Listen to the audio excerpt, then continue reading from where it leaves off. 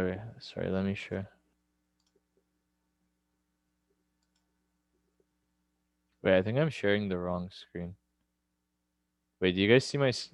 Yeah, we can You, see the slides here. you guys see the slides? Okay, I thought I may have shared the wrong screen for a second. Okay, okay. Hello everyone. Welcome back to Advanced Track. This is our 7th workshop, and the attendance code is on the bottom there as always. So today we're going to be getting started on the guided project. So those of you watching the recorded lecture, you'll probably notice that this is a pretty short recording. So the recording is just going to cover kind of what you're supposed to be doing in the project, and Harsh is going to give some announcements about projects, the projects team and whatnot. So that information will be in the recording for you guys. So you guys should have all the information you need to like do the guided project and whatnot. If you do need like help, or you have some questions about like things you should be doing, um, we'll be in the Discord as always. So just hit us up there, and we'll get someone to help you out with that. So yeah, without any further ado, let's get started on the guided project. Well, okay, not quite. So today we're gonna be giving you guys the outline and the goal for what the project is. A lot of the content from the past, like last week's PyTorch workshop, should like come in very useful for like what you need to be doing and the kinds of things you need to be doing for this project. It's just this is kind of just like a slightly more complicated, like free form thing than what we did last week. So you should have a nice template to go off of in terms of that. And yeah, and then we'll start working on the project after for those of you who are here right now, we'll start working on the project like after the recording's done. And then it'll be kind of like a discussion section where we kind of just like talk about numerous things, and like, we'll just be like talking about various things about PyTorch and things that'll help you for the project during that time. And I mean, if you know what you're doing, like by all means, like just like this should be time that you guys should be spending to just like be working on the project. And then if you guys have any questions, like obviously we'll be here the whole time for the full 2 hours, and we're just gonna have a nice back and forth, talk about PyTorch, talk about why the performance of your model may not be good, why it is doing well, why certain methods may work better than others, stuff like that. So yeah, Harsh has a little announcement about projects. So yeah, you can do that, Harsh. For sure. Thanks for the intro. So, yeah, as you guys hopefully remember, at the start of workshops this quarter at beginner track and advanced track, I came out from the projects team and said, "Hey, if you finish advanced track this quarter, you'd be eligible to be part of the projects team during winter quarter." So, seems like everybody here has been, diligently coming through to advanced track, and the fact that you guys are still here during, I think this is week 8, shows that you guys are really dedicated to advanced track, and we really appreciate that. So we worked really closely with advanced track to make sure that if you went through advanced track, you would have the necessary skills to succeed on projects.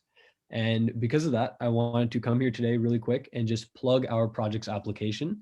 I just dropped a link in the Zoom chat as well. So as long as you've finished advanced track, which all of you guys are on track to do, we will most likely have a spot for you on the projects team for next quarter. So this application is just asking for a few things. We ask, of course, for your name and your year. We ask for your resume just to see what your experience is like. And if you have no other experience besides advanced track, don't worry about that. That's completely okay.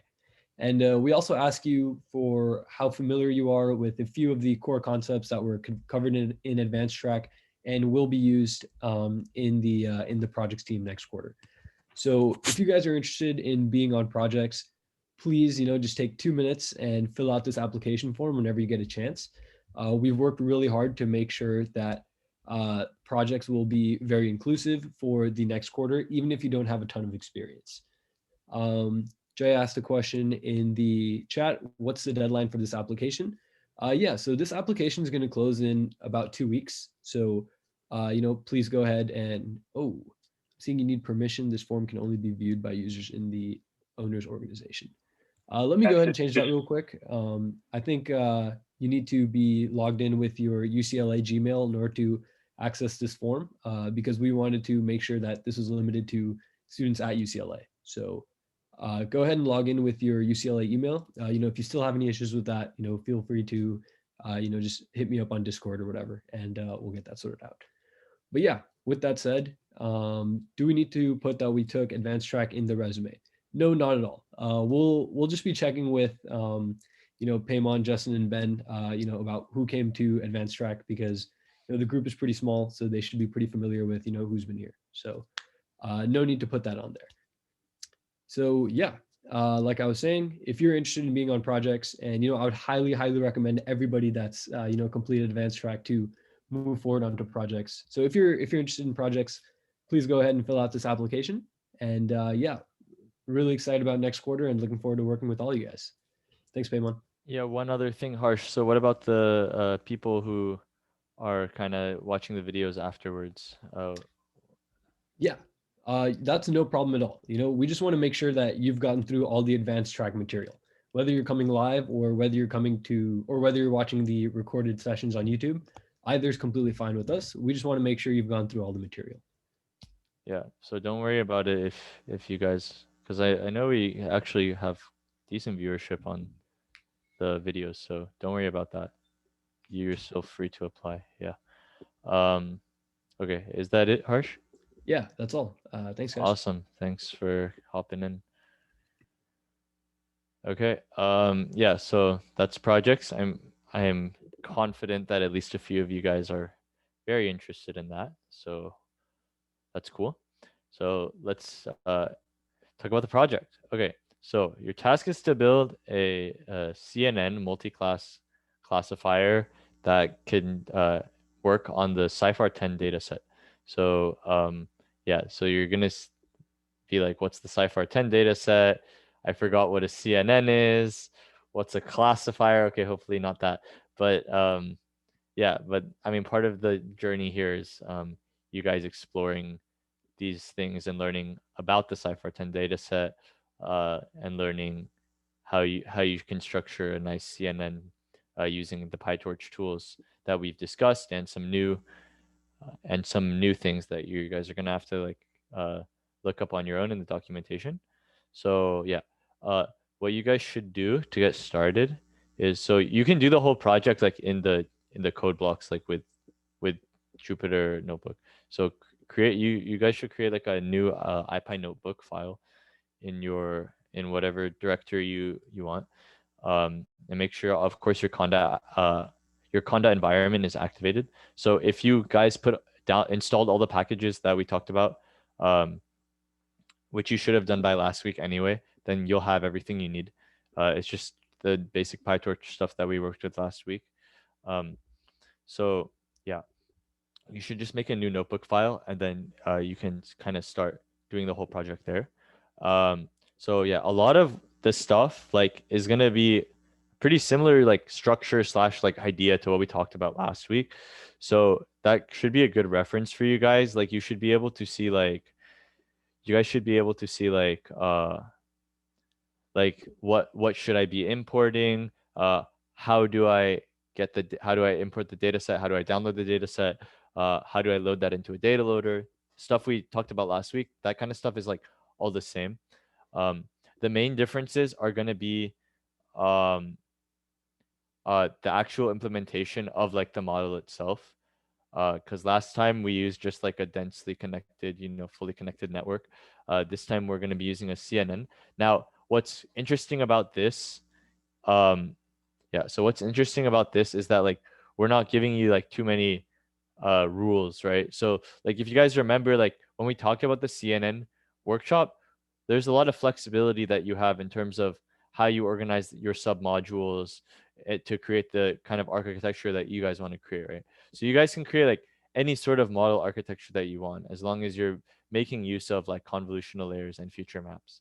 So if you decide like you want like a pretty big like fully connected layer or network at the end of it, that's cool. If you think that if you think that'll work better, if you decided like, okay, maybe I need this many feature maps for my first convolutional layer and maybe I need this many feature maps for the second one, that's all up for you guys to kind of experiment with and find numbers that work. um, and it'll be kind of interesting to see like we hopefully want you guys not as like any sort of like real competition, but it'll just be fun to see like how's everyone doing like on the training set, on the test set. You can like hopefully everyone will be evaluating their performances on the different sets, and we can maybe see like, okay, maybe this person's model is overfitting, maybe this person is generalizing to the test set very well, stuff like that. And we can kind of have an open discussion about what sorts of architectures are working better and which ones aren't, and we can hopefully have some sort of intuition for why that may be the case. So that's kind of the goal that we're going for here. Now, as I mentioned, like you guys are gonna have to kind of like look up how this how the Cypher 10 data set is structured and stuff like that, what the task it actually is. Like as you guys know, like last week we were working with MNIST on the we were working with the MNIST PyTorch data set. So, and you guys are already familiar with that data set. I think it has 60 or 70,000 total examples partitioned off into a training and test set, etc. And it's, you know, it's a multi-class classification problem where you have 10 different possible outputs, one for each digit. So that was kind of how that was kind of what the MNIST problem was. Now you're gonna have to kind of look into what the Cypher 10 problem is, kind of look at the differences in how the data is structured and whatnot, and that may influence the way you construct your model. And yeah, so hopefully you guys all have the slides open, and even if you don't, you can just like type in this link. Um, that should be on my screen right now for the PyTorch doc. This is like the main page for the PyTorch documentation. Um, and like you don't like you can literally like, for example, right? We're creating a CNN. So if you're trying to figure out like, okay, how do I like create a convolutional layer in like PyTorch? Well, you can just look up something like CNN like convolutional layer PyTorch in Google or whatever search engine, and it'll like bring you to the documentation. PyTorch has very strong documentation, so that that will be a big benefit for you guys. And of course, you can obviously access everything in the PyTorch documentation from this link that's on the slide right now as well, if you wish to do that. Ryan asked, can someone throw a link to the slides in the chat? So yeah, can someone do that, please? Yeah. So yeah, we're gonna be here to be like helping you guys out. If you guys have questions about things work, maybe like there's a cool activation function that you guys are like looking at on the PyTorch docs, and you're like, okay, maybe I want to use this. Maybe this will be cool. And then maybe you guys have some questions about that. That's all cool. Like we encourage that sort of stuff. So we encourage you guys to kind of go like uh, read through these documentation and find some cool things to make your model. So yeah. Uh, yeah, here's some other here's some, we gave you guys some other links. So hopefully, yeah, we just posted a link to the slides in the chat for those of you here right now. And for those of you who are watching the recording, if you just go to the beginning of the recording when we're on the first slide, there's a tiny URL for it, and you can just type that. So yeah, these are some helpful pages. I imagine that I imagine that you'll need information that's contained in basically each of these 5 pages to construct your convolutional neural network. Yeah, so if you guys go through these pages, I think that'll be pretty helpful for you guys. So I would just, if you're doing this project right now, I would just open like all 5 of these and have them as tabs. Yeah, so that's that. Okay, I guess we actually do explain what Cypher 10 is. So we'll do that for you here. I forgot we made slides for this. So like, yeah, so the Cypher 10 data set is actually pretty similar in a lot of ways to MNIST. It's a slightly harder problem. So it consists of 60,000 colored images split between 10 classes. So just like MNIST, it has 10 classes. And yeah, I think MNIST has 70,000. This has 60,000. I could be wrong. They both have around the same amount of training examples. And yeah, so one main difference here is that they're colored images. And the bigger difference is that you're working with much more complex images, right? So when we were working with MNIST, right, handwritten digits are pretty simple. Like they're all pretty distinct from one another, and it's pretty clear like when something's a 1, something's a 2. It's not as hard of a problem to solve. Cypher 10 is a harder problem because you have to distinguish between things that are images that are a lot more complicated, a lot more intricate. Yeah, so like examples of classes include things like a truck, a horse. I think there's like a boat in there. So there's like 10 different just objects that you have to be able to classify um, out of the Cypher 10 data set. So yeah, and this you can download this data set in the same exact way you downloaded the MNIST data set last week. So if you guys remember, there was a class that we could initialize. It was like torchvision.datasets.like.mnist, and then you guys remember like we gave it a root component for where to store it, and then we downloaded it and stuff like that. It's the same idea. So that's how you get the data set, and that's all explained on the documentation for you guys. So yeah, we were going to do breakout rooms, but we figured maybe it's better we all just stay as one group and have a more open discussion about it, because I mean there's not that many. There's 17 of us here right now, so I think we could just have a nice open discussion.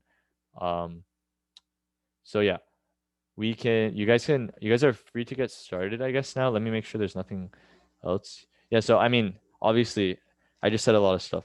So before we start, feel free to unmute, ask any like preliminary questions you may have. But I mean that's kind of what this whole remaining 90 minutes is for anyway. So I'll just stop for a second if anyone has questions.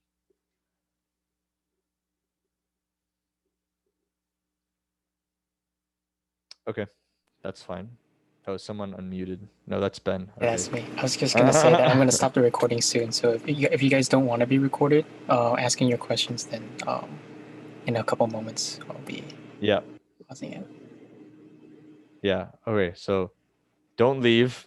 This is just the last slide. This is just our last slide. Don't leave. But as always, the feedback form is on the last slide. So at the end of the workshop, fill that out as always, please. But yeah, I think we're free to stop the recording now and we can get started on the project.